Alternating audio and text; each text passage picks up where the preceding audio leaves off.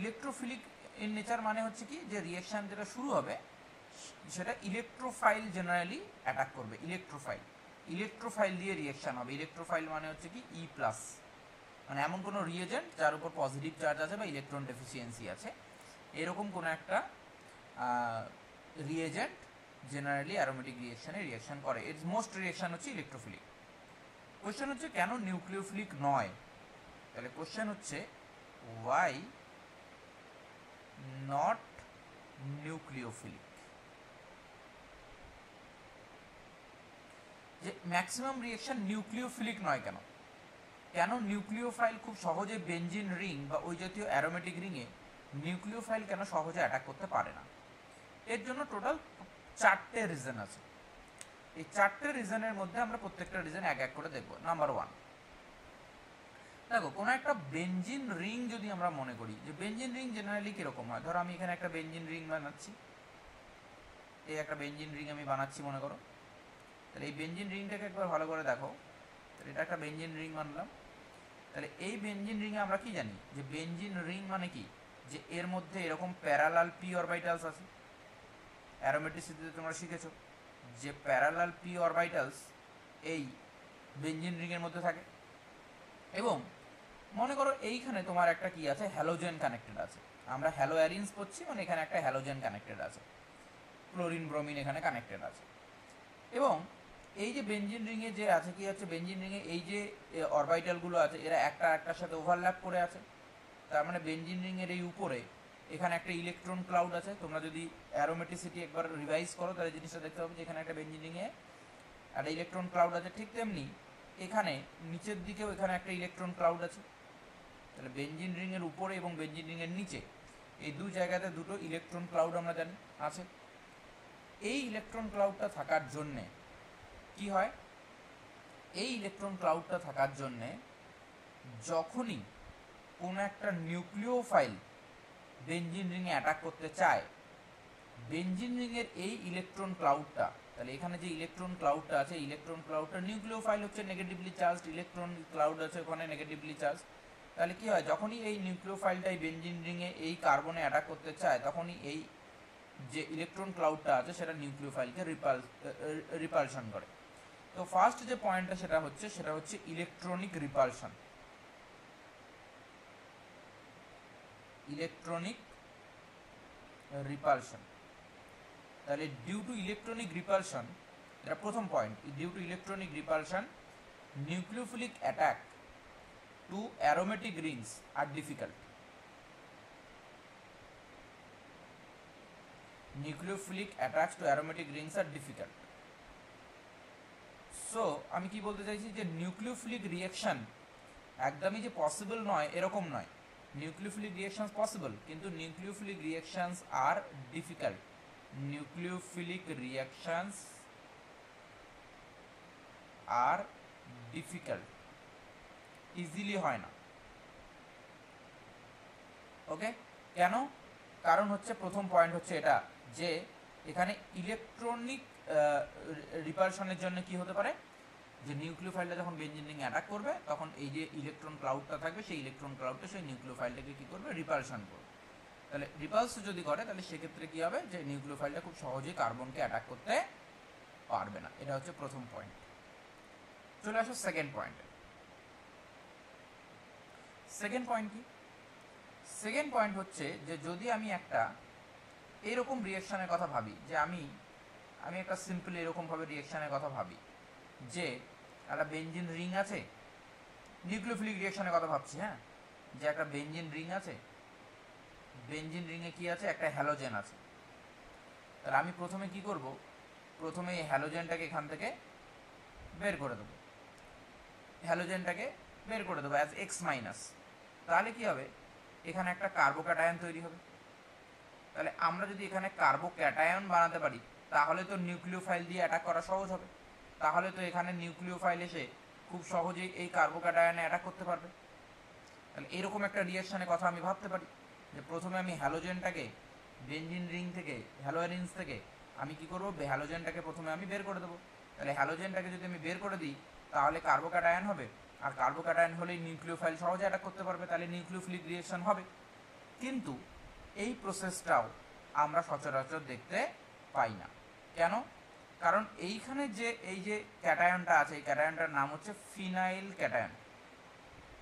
Phenyl cation, এই phenyl ক্যাটায়নের ক্ষেত্রে কি হয়, এই ক্যাটায়নের দুদিকে দুটো sp2 কার্বন আছে, এই যে দুটো কার্বন, এই কার্বনটা sp2, আবার এইখানে একটা, এইদিকে একটা sp2 কার্বন আছে। এই যে দুটো sp2 কার্বন দুদিকে থাকার জন্য কি হবে, এরা তো ইলেকট্রন উইথড্রয়িং, তাহলে এরা কি করবে, ওই যে কার্বো ক্যাটায়নটা আছে সেই ক্যাটায়নটা থেকে ইলেকট্রন উইথড্র করবে। তাহলে ক্যাটায়নটা স্টেবল হবে কি আনস্টেবল হবে,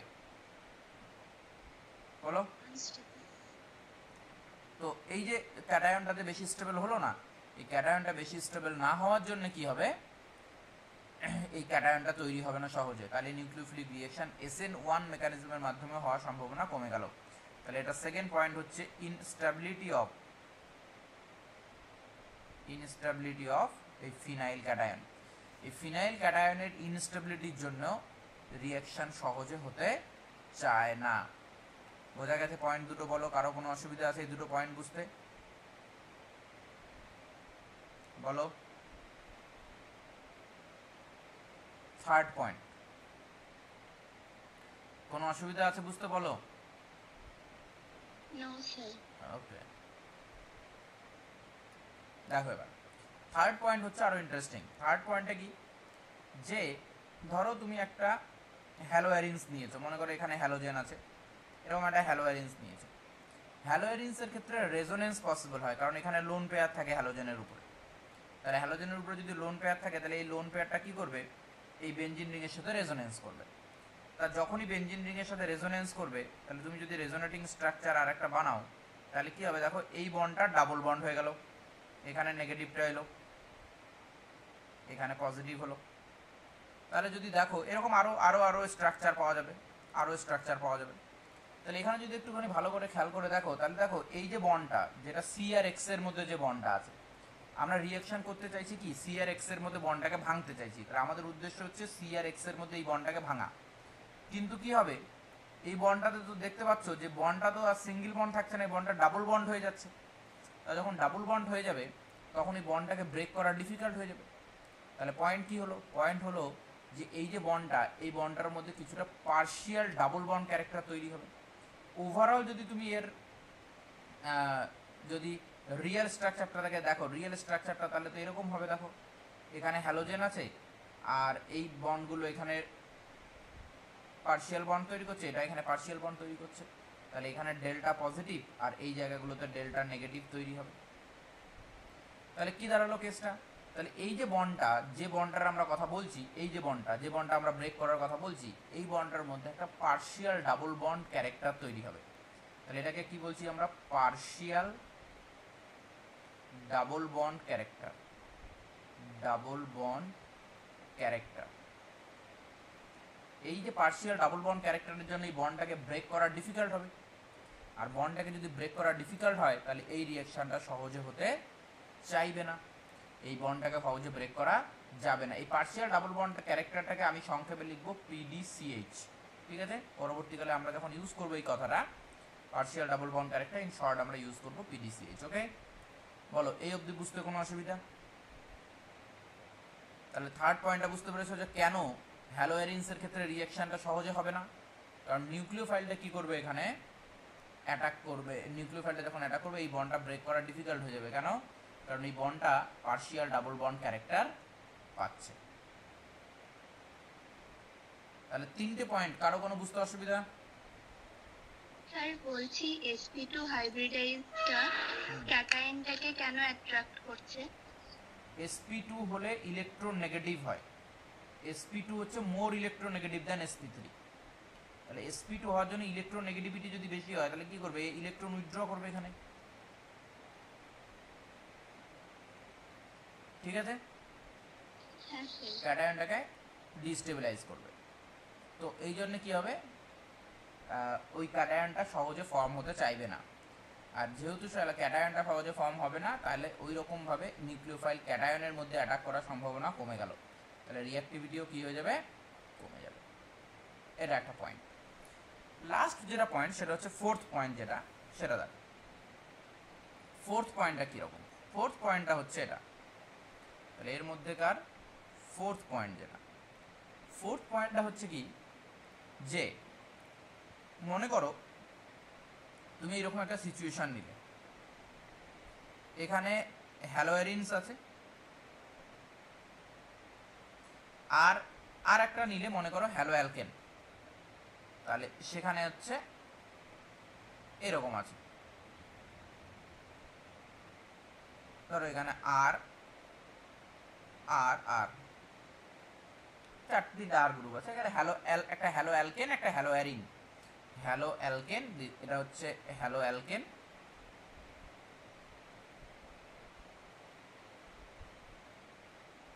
আর এটা হচ্ছে হ্যালো অ্যারিনস,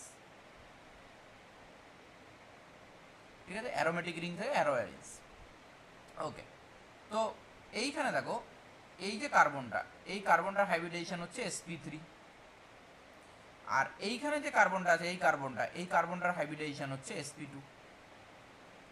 তাহলে একটা sp2 কার্বন আর হ্যালোজেনের যে বন্ড লেন্থ, দেখো ভালো করে দুটো জিনিস এখানে, এই যে বন্ড লেন্থ, এই যে CsP2 আর হ্যালোজেন এর যে বন্ড লেন্থ,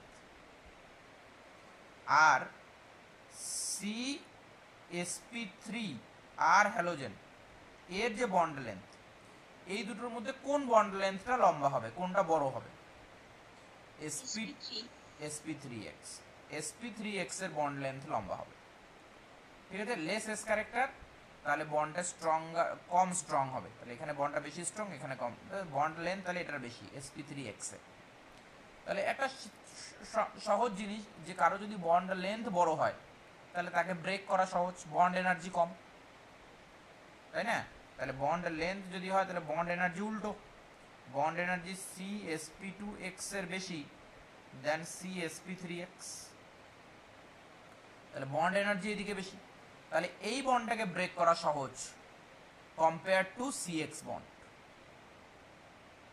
তাহলে বন্ড লেন্থ যদি দেখো, এই দুটোর মধ্যে একটা হচ্ছে 177 পিকোমিটার আর একটা হচ্ছে 169 পিকোমিটার, এই দুটো ডেটা এনসিইআরটিতে দেওয়া আছে, তো ওই জন্য ডেটা দুটো আমরা দেখব, 177 picometre, 169 picometre.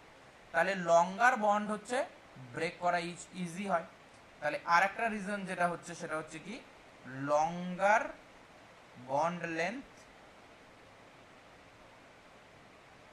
In haloalkanes compared to haloarenes. তাহলে হ্যালো অ্যালকেনে লঙ্গার বন্ড হওয়ার জন্য হ্যালো অ্যালকেন বন্ড ব্রেক করা ইজি হয় কম্পেয়ার টু হ্যালো অ্যারিনস। বলো এই চারটে পয়েন্ট কারো বুঝতে কোথাও অসুবিধা? তাহলে আগের তিনটে পয়েন্ট আর এই পয়েন্টটা, এই চারটে পয়েন্ট বুঝতে কোনো অসুবিধা আছে? না। যদি চারটে পয়েন্ট বুঝতে কোনো অসুবিধা না হয় তাহলে এনসিইআরটি ওপেন করো। এনসিইআরটিতে দেখো কি বলছে। প্রথম যে কথাটা বলছে সেটা হচ্ছে যে নিউক্লিওফিলিক রিঅ্যাকশন,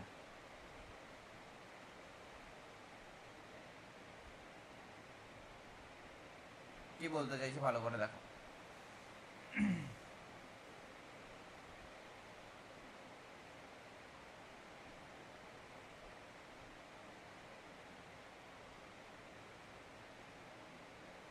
আমরা একটু অপোজিট, মানে উল্টো শুরু করছি, লাস্টের দিকটা প্রথমে পড়ছি, পরে এই জিনিসগুলো আমরা আলোচনা করব। এই চ্যাপ্টারটাই আমাদের সবথেকে বেশি টাইম লাগবে, এবং এই চ্যাপ্টারটা হয়ে গেলে বাকি চ্যাপ্টারগুলো ইজি হয়ে যাবে, কারণ বাকি সমস্ত চ্যাপ্টার যত রিঅ্যাকশন আছে এই চ্যাপ্টারের রিঅ্যাকশনের সাথে রিলেটেড। ওকে, তাহলে দেখো প্রথম পয়েন্ট কি বলছে, যে রিঅ্যাকশন অফ হ্যালোয়ারিনস, এই জিনিসটা আমরা যা কি হয়ে গেল,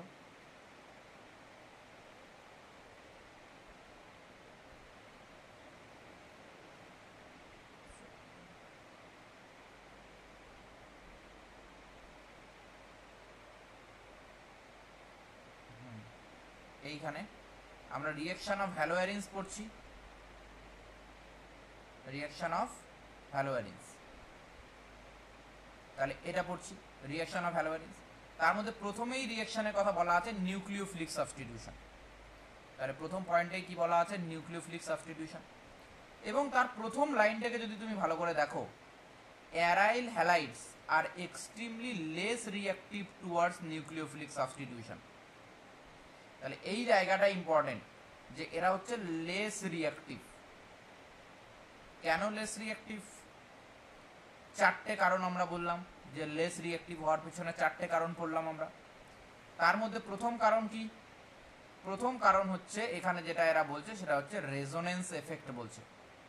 রেজোনেন্স এফেক্ট মানে কি? আবারও দেখো এই জায়গায় পয়েন্টটা, যে ক্লোরিন যদি থাকে তাহলে ক্লোরিন এখানে কি তৈরি করবে, পার্শিয়াল ডাবল বন্ড তৈরি করবে। দেখো প্রত্যেকটা বন্ড কি হচ্ছে, এখানে কিছুটা ডাবল বন্ড ক্যারেক্টার পাচ্ছে। কোন বন্ডটা? সিএল বন্ডটা। তাহলে এই জায়গাতে এর যদি রিয়েল স্ট্রাকচার আমরা দেখি, তাহলে রিয়েল স্ট্রাকচারটা এরকম হবে। এখানে আছে ক্লোরিন আর এটা পার্শিয়াল ডাবল বন্ড ক্যারেক্টার পাবে। এখানে ডেল্টা প্লাস, এগুলো ডেল্টা মাইনাস। তাহলে এই যে পার্শিয়াল ডাবল বন্ড ক্যারেক্টার যদি পায়, তাহলে এই বন্ডটাকে ব্রেক করা ডিফিকাল্ট। আমি যেটা থার্ড পয়েন্টে বলেছি, এটা এরা প্রথম পয়েন্টেই বলেছে। কি বলছে দেখো আরেকবার ভালো করে লাইনটা যদি একবার পড়ি, তাহলে কি দেখা যায়, যে ইন হ্যালোয়ারিনস, কোথায় হবে এটা? হ্যালোয়ারিনসের ক্ষেত্রে the electron pairs on halogens atoms are in conjugation with pi electrons. So electron pair of halogen are conjugation with pi electrons in the ring and the following resonating structures are possible. Resonating structure আমরা draw করতে পারি। CCl bond acquires a partial double bond character. তাহলে লাইনটা কি দাঁড়ালো, যে CCl bond এইটা একটা পার্শিয়াল ডাবল বন্ড ক্যারেক্টার পাবে ডিউ টু রেজোনেন্স। এই রেজোনেন্সের জন্য এটা একটা পার্শিয়াল ডাবল বন্ড ক্যারেক্টার পাবে। আর যদি পার্শিয়াল ডাবল বন্ড ক্যারেক্টার এখানে চলে আসে, তাহলে কি হবে? তাহলে the bond cleavage in haloarene is difficult than haloalkane. তাহলে এই বন্ড ব্রেক করাটা কি হয়ে যাবে? ডিফিকাল্ট হয়ে যাবে, কারণ ওটা ডাবল বন্ড ক্যারেক্টার পেয়ে যাচ্ছে।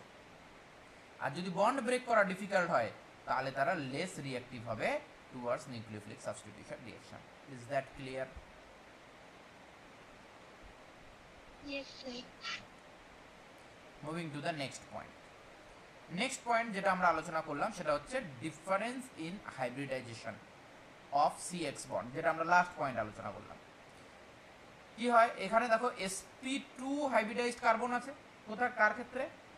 হ্যালোয়ারিনের ক্ষেত্রে। হ্যালোঅ্যালকেনের ক্ষেত্রে এখানে আছে sp3 হাইব্রিডাইজড কার্বন। তাহলে এক জায়গায় sp2, এক জায়গায় sp3, দু জায়গায় ডিফারেন্ট হাইব্রিডাইজেশন আছে কার্বনের। তো এই difference in hybridization in CX bond, এটা হওয়ার জন্য কি হয়? In haloalkanes the carbon atom attached to is sp3 hybridized. Haloalkane এটা sp3, R in case of haloarenes the carbon atom attached is with the halogen is sp2 hybridized. তাহলে দুই জায়গাতে hybridization different. Hybridization different হওয়ার জন্য কি হয়? sp2 যেটা হয় তার মধ্যে s ক্যারেক্টার বেশি থাকে। তাহলে এটা আমরা তো জানি যে sp2 যদি হয় তাহলে হচ্ছে 33.33% s ক্যারেক্টার, আর sp3 যদি হয় তাহলে সেখানে 25% s ক্যারেক্টার। s ক্যারেক্টার যত বেশি বন্ড তত স্ট্রং, s ক্যারেক্টার যত বেশি বন্ড তত স্ট্রং, s ক্যারেক্টার যত বেশি বন্ড তত স্ট্রং। রিমেম্বার, তাহলে কি দাঁড়ালো? কোনটাতে বেশি s ক্যারেক্টার আছে? sp2 hybridized carbon greater s character is more electronegative and can hold the electron of CX bond more tightly than sp3 hybridized carbon in haloalkane. লাইনটা ভালো করে বোঝার চেষ্টা করবে আরেকবার। লাইনটা যদি ভালো করে দেখো তাহলে কি দাঁড়াচ্ছে, যে sp2 hybridized carbon with greater s character, তাহলে sp2 তে more s character আছে than sp3। তাহলে sp2 having more s character কি হয়? মোর ইলেকট্রোনেগেটিভ হয়। আর মোর ইলেকট্রোনেগেটিভ যদি হয়, যদি এটা মোর ইলেকট্রোনেগেটিভ হয় তাহলে কি হবে? তাহলে ইলেকট্রন যে বন্ডের মধ্যে যে ইলেকট্রনটা আছে সেটাকে বেশি ক্লোজলি, বেশি টাইটলি হোল্ড করার চেষ্টা করবে। তাহলে কি হবে? CX bond more tightly and sp3 hybridized carbon in haloalkane than sp3। তাহলে sp2 will hold the electron more tightly than sp3। তার ফলে কি হবে? তার ফলে কি হবে? the CCl bond length in haloalkane is 177 picometre. তাহলে কোথায়? এই জায়গাতে 177 পিকোমিটার। আর হ্যালোঅ্যারিনের ক্ষেত্রে এটা 169 পিকোমিটার, এখানে 169 পিকোমিটার। তাহলে দু জায়গাতে বন্ড লেন্থটা ডিফারেন্ট হয়ে যাবে। শর্টার বন্ড লেন্থটা ব্রেক করা ডিফিকাল্ট, ওই জন্য হ্যালোঅ্যারিনে রিঅ্যাকশনটা ডিফিকাল্ট হবে দেন হ্যালোঅ্যালকেন। তাহলে সিন্স, আবারও দেখো লাইনটা এখানে, since it is difficult to break shorter bond than longer bond, therefore haloarenes are less reactive than haloalkane towards nucleophilic substitution reaction. Second point clear? Yes, sir. Third point আসা যাক। Third point কি? Third পয়েন্টটা হচ্ছে instability of phenyl cation, যেটা আমরা second পয়েন্টে লিখেছি। Instability of phenyl cation কি হবে? ফিনাইল ক্যাটায়ন আমরা জানি কি, ফিনাইল ক্যাটায়নটা অত স্টেবল হয় না, কারণ ওখানে দুদিকে দুটো sp2 কার্বন আছে যেটা ইলেকট্রন উইথড্রয়িং গ্রুপ হিসেবে কাজ করবে। তাহলে ইন কেস অফ হ্যালোঅ্যারিনস, কোথায়? In case of haloarenes the phenyl cation formed as a result of self ionization. Self ionization মানে কি বোঝাতে চাইছে? যে ধরো হ্যালোঅ্যারিনটা নিজে নিজেই ভেঙে গেল, আমরা এটা দেখালাম একটু আগে যে হ্যালোঅ্যারিনে এই বন্ডটাই ভেঙে গেল মনে করো নিজে নিজে। সেলফ আয়োনাইজেশন যদি হয় তাহলে কি হবে? তাহলে এখানে ক্যাটায়ন হবে।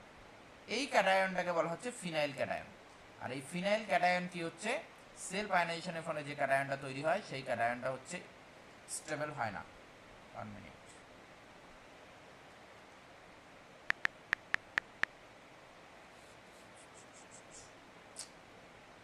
কি যে হয়েছে প্রবলেমটা,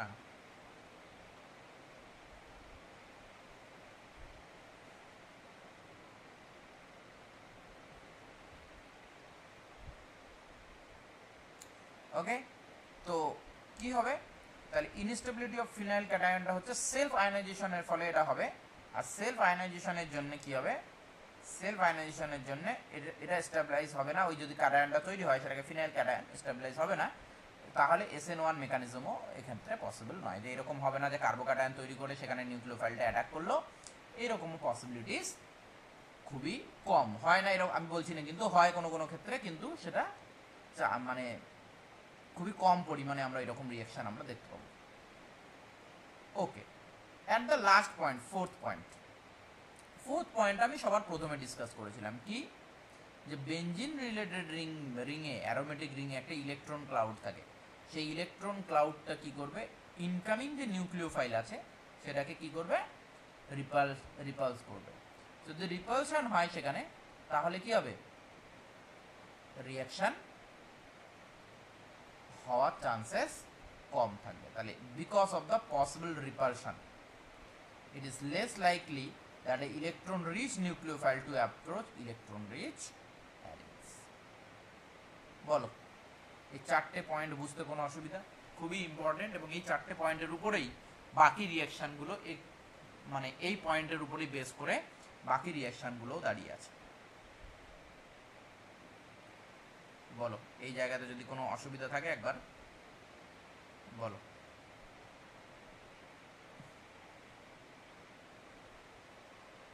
আশা করছি প্রত্যেকটা point clear.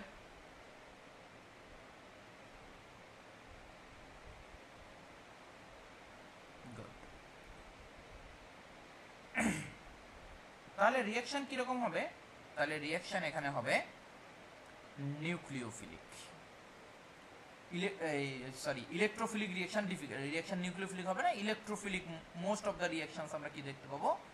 Electrophilic in nature দেখতে পাবো। যাই হোক, কিন্তু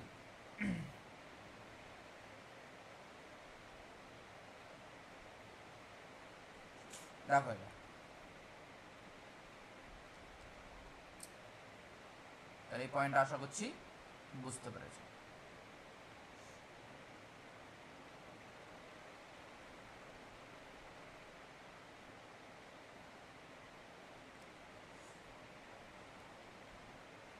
কিন্তু তাহলে রিঅ্যাকশন তো নর্মাল কন্ডিশনে ডিফিকাল্ট, একই না?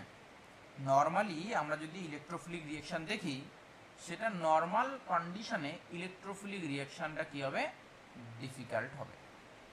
এই জন্য আমরা কি করব, যে আমাদের কি উদ্দেশ্য হবে? আমাদের উদ্দেশ্য হবে বেঞ্জিন রিংয়ে এখানে মনে করো একটা ক্লোরিন আছে, আমরা কি চাইবো, আমরা চাইবো যে এই ক্লোরিনটাকে রিপ্লেস করে এর জায়গাতে OH আনতে। ভালো করে বুঝবে ব্যাপারটা, ক্লোরিনটাকে রিপ্লেস করে এর জায়গাতে আমি চাইবো OH আনতে। তাহলে ক্লোরিনটাকে সাবস্টিটিউট করতে হবে, এবং এই সাবস্টিটিউশনের জন্য আমাকে এখানে OH আনার জন্য নিতে হবে কি NaOH। তাহলে এখানে আমাকে নর্মালি নিতে হবে কি NaOH। কিন্তু যদি তুমি নর্মাল NaOH নিয়ে এটাকে রিঅ্যাকশন করানোর চেষ্টা করো তাহলে রিঅ্যাকশন হবে না। কেন হবে না? এই রিঅ্যাকশনটা হবে না এই কারণে, কারণ ওই 4টে কারণ আমরা বললাম।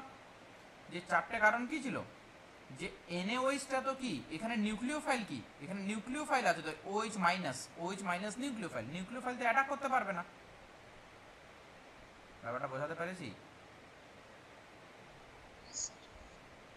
তাহলে নিউক্লিওফাইল যদি সহজে অ্যাটাক করতে না পারে তাহলে তো এই রিঅ্যাকশন তো পসিবল না। তো যদি তুমি নর্মাল NaOH দিয়ে এই রিঅ্যাকশনটাকে করানোর চেষ্টা করো, NaOH দিয়ে দিলে মনে করো ক্লোরোবেনজিনের মধ্যে, তাহলে কোনো রিঅ্যাকশন হবে না। এই রিঅ্যাকশনটাকে ঘটাতে গেলে তোমাকে কি করতে হবে, NaOH এর সাথে খুব হাই টেম্পারেচারও প্রোভাইড করতে হবে। তাহলে 1 নম্বরে এখানে NaOH এর সাথে তোমাকে 623 কেলভিন টেম্পারেচার এবং 300 ATM প্রেসার নিতে হবে। তাহলে হাই প্রেসার হাই টেম্পারেচারে এই রিঅ্যাকশনটা পসিবল হবে। এবং সেকেন্ড স্টেপে তোমাকে এখানে H+ নিতে হবে, কারণ প্রথম স্টেপে NaOH নিলে এটা ফেনক্সাইড আয়ন তৈরি করবে। তো রিঅ্যাকশনটা নর্মাল কন্ডিশনে হবে না। রিজন ওই 4টে কারণ আমরা পড়লাম, যে কেন নিউক্লিওফাইল খুব সহজে বেঞ্জিন রিংয়ে রিঅ্যাকশন করতে পারে না, তার 4টে কারণ আমরা পড়লাম।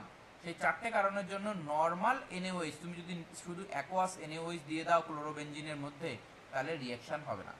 এই রিঅ্যাকশনটাকে ঘটাতে গেলে তোমাকে কি করতে হবে, হাই প্রেসার অ্যাপ্লাই করতে হবে এবং হাই টেম্পারেচার অ্যাপ্লাই করতে হবে। তাহলে রিঅ্যাকশনটাকে কোন জায়গায় নিয়ে চলে যাবো আমরা, হাই টেম্পারেচার হাই প্রেসারে নিয়ে চলে যাবো, তবেই রিঅ্যাকশনটা ঘটবে। কিন্তু আমি এই রিঅ্যাকশনটাকে একটুখানি কম টেম্পারেচারেও ঘটাতে পারি। কি করতে হবে, আমাদের ওখানে প্রবলেম কি ছিল, এর আগের জায়গাতে প্রবলেম কি ছিল, প্রবলেম ছিল হচ্ছে এই যে ইলেকট্রন ক্লাউডের রিপালশন। এই ইলেকট্রন ক্লাউডটা নিউক্লিওফাইলটাকে অ্যাটাক করতে দিচ্ছিল না।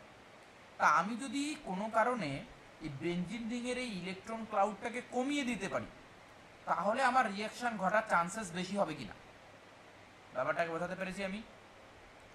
যদি আমি এই ইলেকট্রন ক্লাউডটাকে, ইলেকট্রনের যে ডেনসিটি আছে বেঞ্জিন রিংয়ে সেটাকে যদি আমি কমিয়ে দিতে পারি কোনোভাবে, তাহলে নিউক্লিওফাইলটা অ্যাটাক হওয়ার সম্ভাবনাটা বেশি হবে কি হবে না?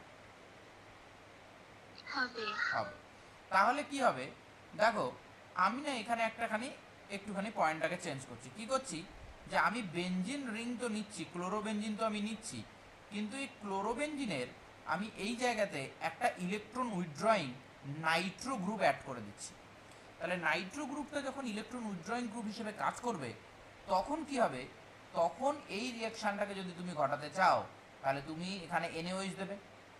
NaOH দিলে তোমাকে এবার এই 300 ATM প্রেসার দেওয়ার প্রয়োজন নেই, তুমি এবার নর্মাল প্রেসারে 1 ATM প্রেসারে তুমি রিঅ্যাকশন করতে পারবে। এবং তোমার এখানে টেম্পারেচারটাও খুব বেশি মানে আগের মতো 623 কেলভিন টেম্পারেচারও তোমার লাগবে না, টেম্পারেচারটা আর একটু কমে 443 কেলভিন টেম্পারেচারেই তুমি এই রিঅ্যাকশনটাকে ঘটাতে পারবে। এবং এই রিঅ্যাকশনের প্রোডাক্টটা তাহলে কি হবে, প্রোডাক্টটা হবে কি সাবস্টিটিউশন প্রোডাক্ট, তার মানে ক্লোরিনের জায়গায় তোমাকে লিখতে হবে শুধু OH। আমি আশা করছি এই জিনিসটা বুঝতে কোনো অসুবিধা নেই। তাহলে কেন এইখানে নাইট্রো গ্রুপ অ্যাড করার সাথে সাথে রিঅ্যাকশনটা কম টেম্পারেচারে ঘটতে শুরু করলো, কারণ নাইট্রো গ্রুপ কি করবে, ইলেকট্রন বেঞ্জিন রিং থেকে উইথড্র করে নেবে, এবং ইলেকট্রন যদি বেঞ্জিন রিং থেকে উইথড্র করে নেয় তাহলে বেঞ্জিন রিংয়ের নিউক্লিওফিলিক অ্যাটাকটা ইজিয়ার হবে কম্পেয়ার টু আমাদের এই যে নর্মাল ক্লোরোবেনজিন।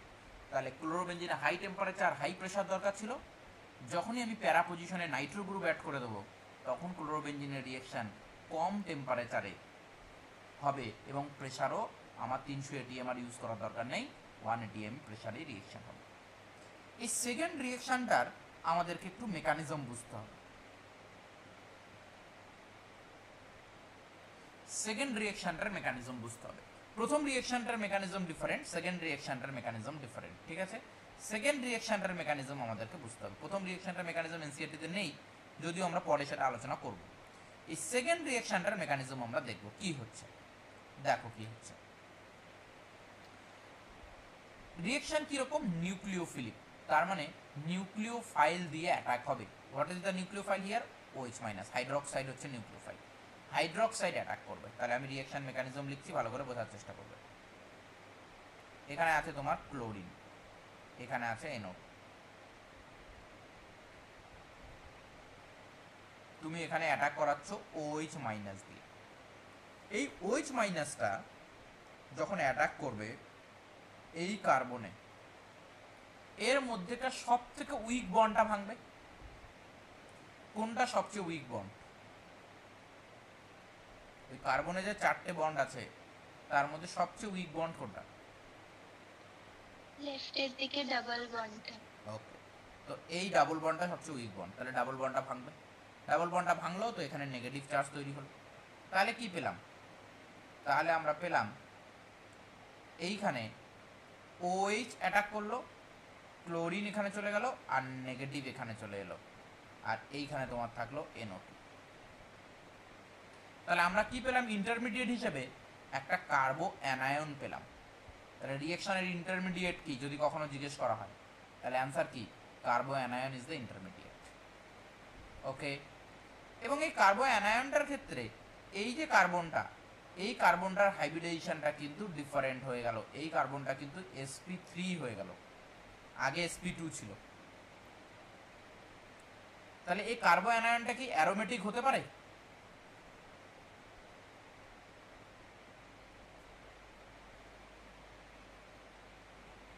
রিংয়ের মধ্যে যদি হবে না।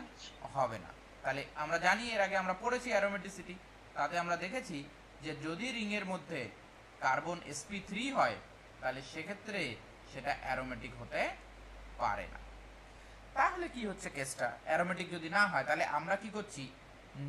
অ্যারোমেটিক থেকে নন অ্যারোমেটিক করছি। তাহলে এটা আমার তো ছিল অ্যারোমেটিক,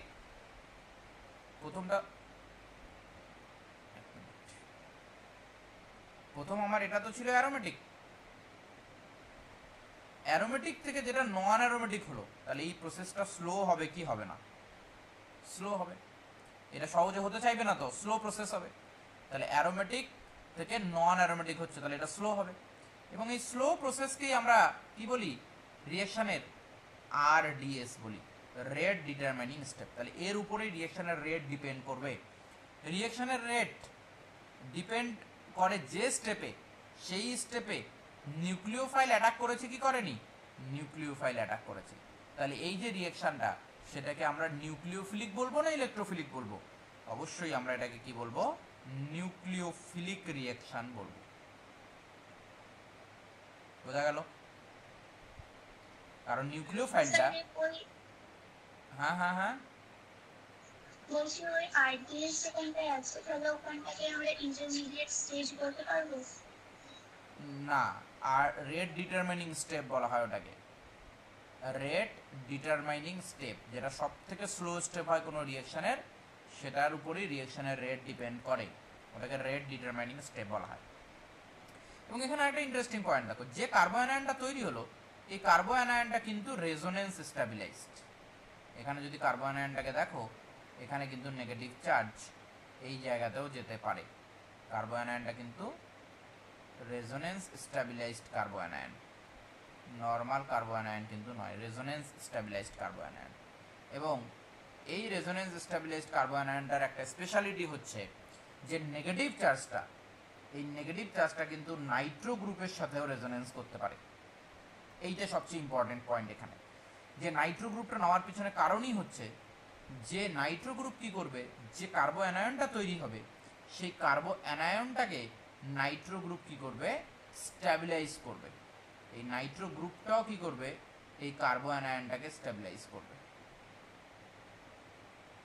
আর যার জন্যে এই রিয়েকশনটা কার্বো অ্যানায়ন স্টেবল হবে, তার মানে এই যে ইন্টারমিডিয়েট, সেই ইন্টারমিডিয়েটটা কি হবে, স্টেবল ইন্টারমিডিয়েট হবে।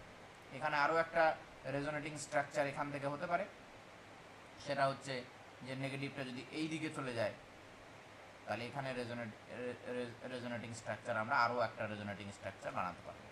তাহলে টোটাল রেজোনেটিং স্ট্রাকচার যদি দেখো তাহলে 4টে রেজোনেটিং স্ট্রাকচার এখানে আমরা বানাতে পারবো। এই রেজোনেটিং স্ট্রাকচারগুলো দেখো, আমি যদি প্রোডাক্ট লিখতে চাই তাহলে আমি প্রোডাক্টটাকে এইভাবে লিখবো, ভালো করে বুঝবে। তাহলে এটা আমার কি তৈরি হয়েছিল, এটা আমার তৈরি হয়েছিল নন অ্যারোমেটিক। তাহলে এ তো নন অ্যারোমেটিক থাকতে চাইবে না, তো এটা নন অ্যারোমেটিক তো থাকতে চাইবে না। কোথায় লিখছি আমি, তাহলে এখানে আমাদের তৈরি হয়েছিল নন অ্যারোমেটিক। তাহলে এটা তো আর নন অ্যারোমেটিক থাকতে চাইবে না, এটা তো আবার তার অ্যারোমেটিসিটি রিগেইন করতে চাইবে, আবার সে অ্যারোমেটিক হতে চাইবে। কারণ আমি তো অ্যারোমেটিক, প্রথমে তো আমার রিঅ্যাক্ট্যান্ট অ্যারোমেটিক ছিল, তাহলে অ্যারোমেটিক থেকে নন অ্যারোমেটিক হয়েছে, তাই নন অ্যারোমেটিক ইন্টারমিডিয়েট, সেই নন অ্যারোমেটিক থেকে সেটা তো আবার অ্যারোমেটিক হওয়ার চেষ্টা করবে। তাহলে অ্যারোমেটিক হতে গেলে কি করতে হবে, এই যে কার্বনটা আছে এই কার্বনটাকে আবার sp2 করতে হবে sp3 থেকে। তাহলে sp2 করার জন্য কি করবে, এই যে নেগেটিভটা আছে এটা এখানে ডাবল বন্ড করবে, আর এই দুটো বন্ডের মধ্যে একটা বন্ড ভাঙবে, কিন্তু এবার কোন বন্ডটা ভাঙবে, ক্লোরিনের বন্ডটা ভাঙবে। এই ক্লোরিনটা এখান থেকে চলে যাবে, তাহলে এখান থেকে যখন Cl মাইনাস চলে যাবে এই প্রসেসটা কিন্তু ফাস্ট হবে। কেন, কারণ নন অ্যারোমেটিক থেকে এইটা তোমাকে একটা অ্যারোমেটিক প্রোডাক্ট দিচ্ছে। স্যার দুটোর মধ্যে ক্লোরিনটা কেন গেল? ক্লোরিনটা কারণ বেটার, ক্লোরিনটা হচ্ছে বেটার লিভিং গ্রুপ দেন OH। এই বন্ডটা লঙ্গার, অক্সিজেন হচ্ছে স্মল সাইজ ক্লোরিনের থেকে, তাহলে কোন বন্ডটা বড়, CCl বন্ডটা লঙ্গার, তাহলে লঙ্গার বন্ডটা আগে ভাঙবে, ওটা উইক বন্ড। বোঝা গেল? আর যেহেতু তোমার কাছে এখানে NaOH ছিল, তাহলে NaOH কি করবে, আবার এর সাথে রিঅ্যাকশন করবে, তাহলে এটা তো ফেনল, ফেনল অ্যাসিডিক, তাহলে NaOH এর সাথে অ্যাসিড বেস রিঅ্যাকশন করে তোমাকে দেবে ফেনক্সাইড আয়ন। আর এই ফেনক্সাইড আয়নটাকেই লাস্ট স্টেপে তোমাকে H+ দিয়ে আবার ফেনলে কনভার্ট করতে হবে।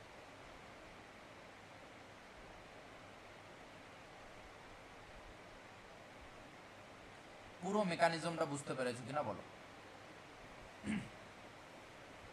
হ্যাঁ স্যার, বোঝা গেছে। তাহলে দুটো জিনিস ভালো করে খেয়াল রাখতে হবে। নাম্বার 1 পয়েন্ট এখানে যে যদি আমাদের নিউক্লিওফিলিক রিঅ্যাকশন ঘটাতে হয় তাহলে এটা কি হলো, নিউক্লিওফিলিক নামটা কি হবে তাহলে, নিউক্লিওফিলিক অ্যারোমেটিক সাবস্টিটিউশন। রিঅ্যাকশনটা তাই নিউক্লিওফিলিক অ্যারোমেটিক সাবস্টিটিউশন, তাই তো। অ্যারোমেটিক রিংয়ে সাবস্টিটিউশন হয়েছে, ClOH হয়েছে, এবং এই রিঅ্যাকশনটা নিউক্লিওফিলিক নেচারে, নিউক্লিওফাইল দিয়ে অ্যাটাক করে হয়েছে। RDS এ কে পার্টিসিপেট করেছে, নিউক্লিওফাইল, RDS এ নিউক্লিওফাইল অ্যাটাক করেছে, তাই রিঅ্যাকশনের নাম হচ্ছে নিউক্লিওফিলিক অ্যারোমেটিক সাবস্টিটিউশন রিঅ্যাকশন। এই রিঅ্যাকশনটার আরেকটা নাম আছে, এই রিঅ্যাকশনটাকে অনেক জায়গায় বলা হয় ইপসো সাবস্টিটিউশন। নাম কি বলছি, আরেকটা নাম বলছি এটাকে ইপসো সাবস্টিটিউশন। ইপসো সাবস্টিটিউশন আর একটা নামে ওটাকে বলা হয়, এই রিঅ্যাকশনটাকে আর একটা নামেও বলা হয়। সেটা কি, দেখো কি হয়েছে ঘটনাটা, এই যে সাবস্টিটিউশন রিঅ্যাকশনটা হয়েছে তাতে কি হয়েছে, প্রথমে OH এর অ্যাডিশন হয়েছে। OH প্রথমে কি হয়েছে, OH কিন্তু এই মলিকুলের মধ্যে OH মাইনাস হাইড্রোক্সাইড আয়নটার কি হয়েছে, অ্যাডিশন হয়েছে। After addition of hydroxide ion elimination of Cl ion হয়েছে, ক্লোরাইড আয়ন হয়েছে। দেখো ভালো করে, প্রথমে কি হয়েছে, প্রথমে OH অ্যাডিশন হয়েছে, তারপরে Cl এর এলিমিনেশন হয়েছে। তাহলে আমরা এটাকে কি বলবো, অ্যাডিশন এলিমিনেশন রিঅ্যাকশনও বলবো, অ্যাডিশন এলিমিনেশন রিঅ্যাকশন। তাহলে অনেক সময় তোমাকে জিজ্ঞেস করবে পরীক্ষায় যে which of the following reaction is addition elimination reaction, which of the following reaction is ipso substitution reaction. Which of the following reaction is nucleophilic aromatic substitution reaction? ব্যাপার কি বোঝাতে পেরেছি আমি? বোঝা গেছে? আচ্ছা, এবার দেখো, তাহলে যদি একটা নাইট্রো গ্রুপ অ্যাড করার সাথে সাথে রিয়াকশন ফাস্টার হয়, কি মনে হয় যদি আমি দুটো নাইট্রো গ্রুপ অ্যাড করে দিই তাহলে রিয়াকশন আরো ফাস্টার হবে কিনা? যদি আমি দুটো নাইট্রো গ্রুপ অ্যাড করে দিই তাহলে রিয়াকশন তো আরো সহজে হবে।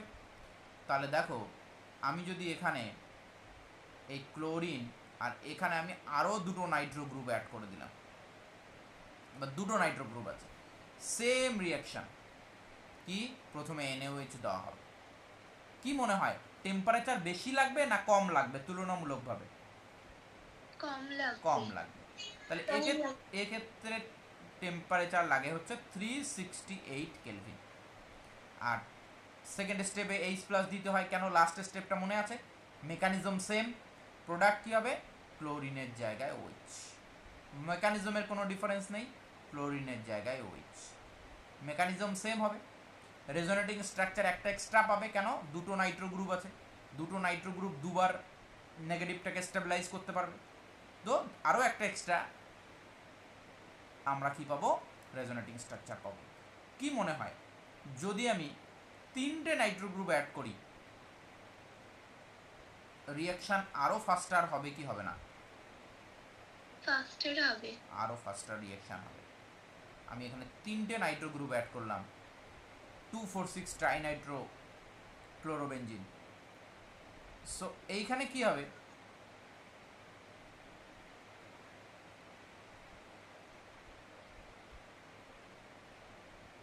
যদি আমি তিনটে নাইট্রো গ্রুপ অ্যাড করি তাহলে OH মাইনাস নেওয়ারই দরকার নেই। এখানে যদি তুমি নাও ওয়াটার, ওয়াটার তো কিছুটা OH মাইনাস দেয়, এগুলো তো OH মাইনাস আসছিল কোথা থেকে? NaOH থেকে। ওয়াটারও তো 10⁻⁻7 মোলার OH মাইনাস দেয়, তাহলে সেই OH মাইনাসের কনসেন্ট্রেশনই এনাফ রিয়াকশন ঘটানোর জন্য। তো এখানে তোমাকে শুধু কি করতে হবে? ওয়ার্ম ওয়াটার নিতে হবে, 55 ডিগ্রি 51 ডিগ্রি সেন্টিগ্রেডে আমাদের শুধু ওয়াটার নিতে হবে, তাহলেই সেম রিয়াকশন হবে, মেকানিজম সেম। চারটে নিলে হবে না? হ্যাঁ, চারটে NO2 নিলে হবে না? চারটে NO2 নিয়ে প্রোডাক্টটা তৈরি করাও ডিফিকাল্ট হবে, ঠিক আছে? হবে আরো রিয়াকশন ফাস্টার আরো। বোঝা গেছে কনসেপ্ট? কারো কোনো ডাউট থাকলে বলো এখনো।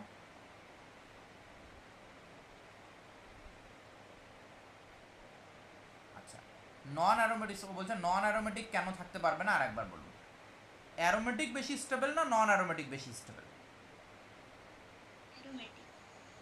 অ্যারোমেটিক বেশি স্টেবল না নন অ্যারোমেটিক বেশি স্টেবল? কোনটা বেশি স্টেবল? অ্যারোমেটিক। তো যখন ও নন অ্যারোমেটিক থাকবে, তো নন অ্যারোমেটিক থেকে তো আবার অ্যারোমেটিক হওয়ার চেষ্টাই করবে না, কারণ ও বেশি স্টেবিলিটির দিকে যাওয়ার চেষ্টা করবে। আর এটা তো নিউট্রালও নয়, এটা তো নেগেটিভলি চার্জড একটা species, carbon ion. So negatively charged স্পেসিসটা নিউট্রাল হতে চাইবে, সেটাও একটা কারণ। তাহলে এই দুটো কারণের জন্যে রিঅ্যাক্টিভিটি কি হবে? তাহলে পয়েন্ট বোঝা গেছে। এবার দেখো, এই যে এই দুটো পয়েন্টও খুবই ইম্পর্টেন্ট, যে রিঅ্যাকশন এটা। এইবার এইখানে একটা ইন্টারেস্টিং ফ্যাক্ট আছে। এই ইন্টারেস্টিং ফ্যাক্টটা হচ্ছে যে নাইট্রো গ্রুপটাকে যদি আমি এখানে, আমরা নাইট্রো গ্রুপটাকে কোন পজিশনে রাখছি? অর্থো প্যারা। ক্লোরিনের রেসপেক্টে অর্থো পজিশনে আর প্যারা পজিশনে নাইট্রোটাকে রেখেছি। এর আগে আমরা প্যারাতে নাইট্রো রেখেছি, এখানেও দেখবে অর্থো আর প্যারাতে নাইট্রো গ্রুপটা আছে। কিন্তু যদি তুমি এখানে ক্লোরিন নাও আর নাইট্রো গ্রুপটাকে এইরকম জায়গাতে অ্যাড করো মেটা পজিশনে, এবং এই রিয়াকশানটাকে ঘটানোর চেষ্টা করো, তাহলে কিন্তু এই রিয়াকশানটা কম টেম্পারেচারে হবে না বা নর্মাল প্রেসারে হবে না। ওই একই রকম প্রেসার কিন্তু এখানেও দরকার হবে। এখানেও যদি তুমি 1 নম্বরে NaOH দাও রিয়াকশান হবে, কিন্তু 300 atm প্রেসার দরকার হবে 623 কেলভিন টেম্পারেচার দরকার হবে। কি বললাম, বোঝা গেল? তাহলে যখন নাইট্রো গ্রুপটাকে তুমি মেটা পজিশনে দেবে তখন এর রিঅ্যাক্টিভিটি ইনক্রিজ করছে না। নাইট্রো গ্রুপটা কোন পজিশনে থাকলে রিঅ্যাক্টিভিটি ইনক্রিজ করছে? অর্থতে আর প্যারাতে থাকলে রিঅ্যাক্টিভিটি ইনক্রিজ করছে, মেটাতে থাকলে রিঅ্যাক্টিভিটি ইনক্রিজ করছে না। রিজন কি? রিজন হচ্ছে এইখানে। মেকানিজমটাকে আরেকবার ভালো করে খেয়াল করো। দেখো তো এই মেকানিজম অনুযায়ী নেগেটিভ চার্জটা কোন পজিশনে যাচ্ছে? দেখো ক্লোরিনের রেসপেক্টে এখানে আসছে নেগেটিভ চার্জ, প্যারাতে যাচ্ছে নেগেটিভ চার্জ, আর অর্থতে যাচ্ছে। তাহলে নেগেটিভ চার্জটা কিন্তু ট্রাভেল করছে অর্থ আর প্যারা পজিশনে। তাই তুমি যদি মেটা পজিশনে, তো এই নেগেটিভ চার্জটা যাচ্ছেই না, তা তুমি যদি মেটা পজিশনে নাইট্রো গ্রুপ অ্যাড করো সেটা তো ওই নেগেটিভ চার্জটাকে স্টেবল করতে পারবে না। বোঝা গেছে ব্যাপারটা কি? তোমার নেগেটিভ চার্জটা কোন পজিশনে যাচ্ছে ভালো করে খেয়াল করে দেখো। তুমি যখন তোমার নিউক্লিওফাইলটা অ্যাটাক করছে, তোমার যে কার্বন আয়নটা তৈরি হচ্ছে, এই কার্বন আয়নের নেগেটিভ চার্জটা অর্থ পজিশনে আর প্যারা পজিশনেই যাচ্ছে। নেগেটিভ চার্জটা মেটা পজিশনে কখনো যাচ্ছে না। যেহেতু নেগেটিভ চার্জটা মেটা পজিশনে যাচ্ছে না, তাহলে মেটা পজিশনে যদি তুমি এই NO2 গ্রুপ অ্যাড করো সেটা তো ওটাকে স্টেবিলাইজ করতে পারবে না। এক্ষেত্রেও রিঅ্যাকশন পসিবল হবে, এরকম না যে রিঅ্যাকশন পসিবল হবে না। যেহেতু ক্লোরোবেনজিনের রিঅ্যাকশন পসিবল হয়, কিন্তু কি হবে, তোমার হাই টেম্পারেচার হাই প্রেশার লাগবে তবেই হবে। নর্মাল টেম্পারেচার বা প্রেশারে যেরকম আমরা নাইট্রো এক্ষেত্রে অর্থ প্যারার ক্ষেত্রে যেরকম হয়েছিল, লোয়ার টেম্পারেচারে রিঅ্যাকশন হয়েছিল, সেই লোয়ার টেম্পারেচারে কিন্তু রিঅ্যাকশন হবে না। Concept clear?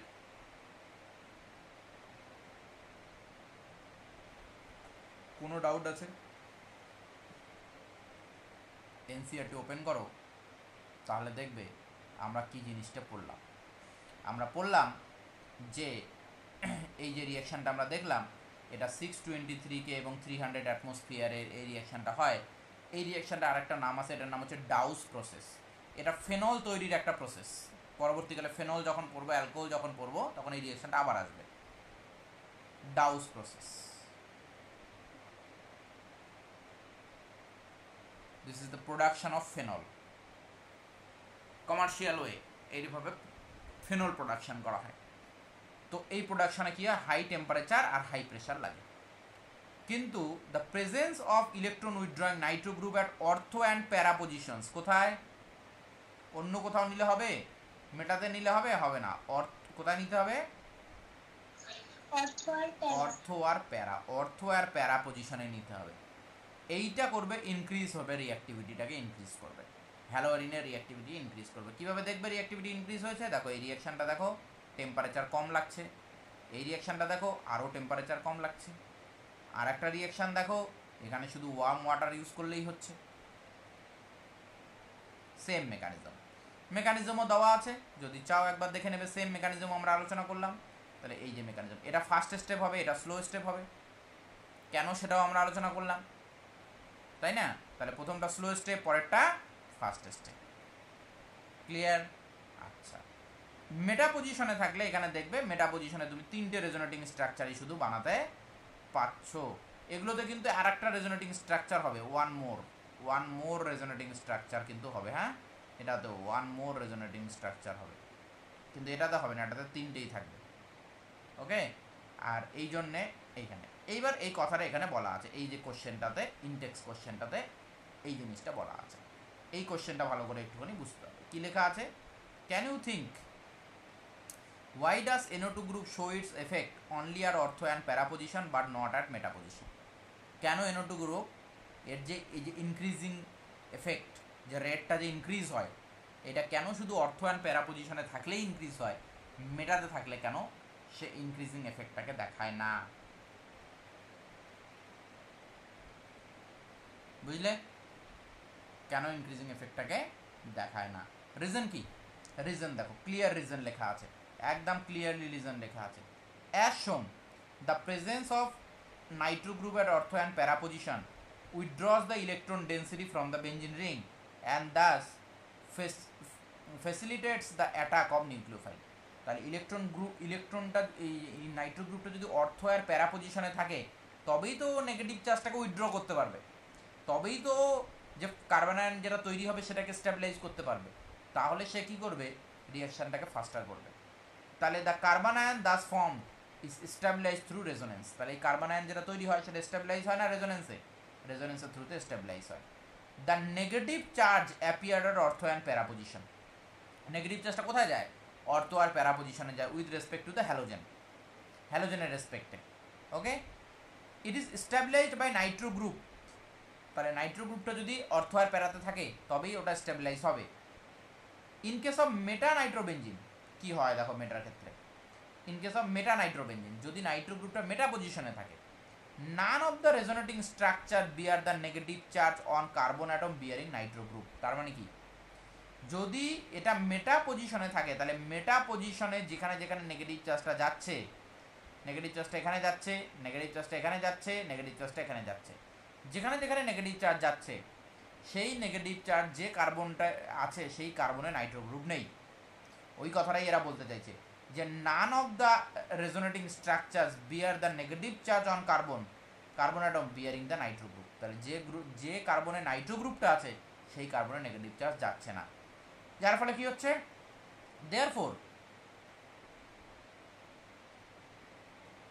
therefore the presence of nitro group at meta position does not stabilize the negative charge. তাহলে নাইট্রো গ্রুপটা যদি মেটা পজিশনে থাকে তাহলে স্টেবিলাইজ করবে না নেগেটিভ চার্জকে।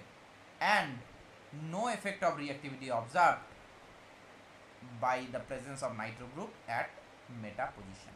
তাহলে মেটা পজিশনে যদি নাইট্রো গ্রুপ থাকে তাহলে সেইখানে রিঅ্যাক্টিভিটি ইনক্রিজের কোনো ঘটনা ঘটছে না। বলো, এই অবধি কোনো ডাউট থাকলে বলো।